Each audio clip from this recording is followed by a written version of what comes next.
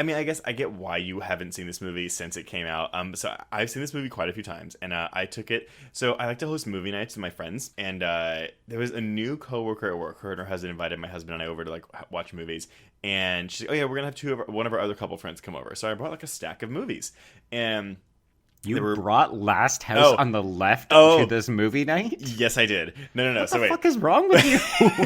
So they like, okay, so what I always do is I pull them out and say, okay, I see what everyone has seen. And if like, most people have seen a movie, then okay, we're not going to watch that. Like, we're going to watch something you haven't seen that's really good. And I only bring good movies.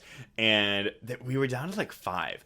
And they all landed on Last House. I was like, I said, okay, guys, just so you know, this movie's amazing.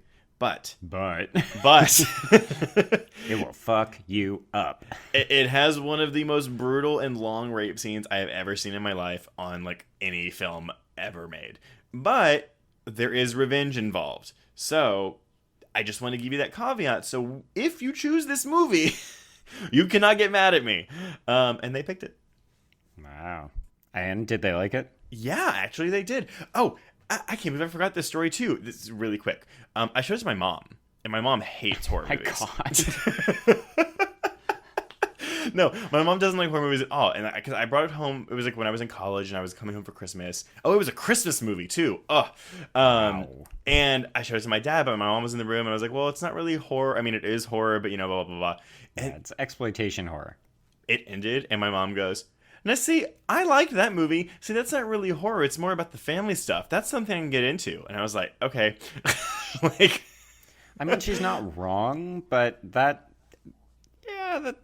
a bit of an odd takeaway. But yeah. If you knew my mom, you would be shocked that she liked that movie. I mean, I was literally aghast. I thought for sure she was going to hate it. She doesn't do horror at all. She doesn't do no horror whatsoever.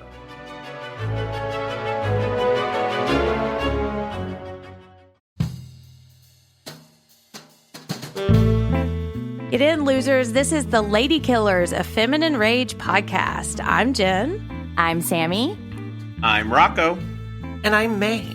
Our podcast is a tribute to the female-identifying killers in horror and more.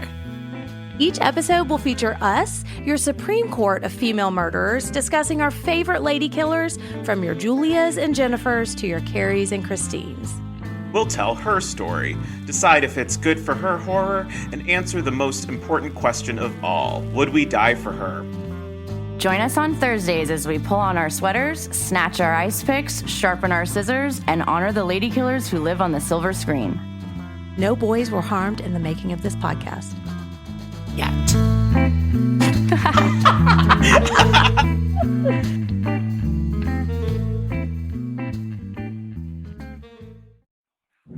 Hello, I'm Shelby Scott, the host of Scare You to Sleep, a podcast where I tell you spooky bedtime stories full of creepy sound effects and music that is soothing yet unsettling to help immerse you into a world of horror. This is a show for those of us who have realized horror can be a strange but relaxing escape from reality. Speaking of escapes, sometimes I lead you through guided nightmares, like a guided meditation, but instead of flowery meadows, I take you on a journey through your own personal nightmare. So come get lost in the terror with me. Listen to Scare You to Sleep wherever you listen to podcasts, or find us online at bloody.fm. Sweet screams.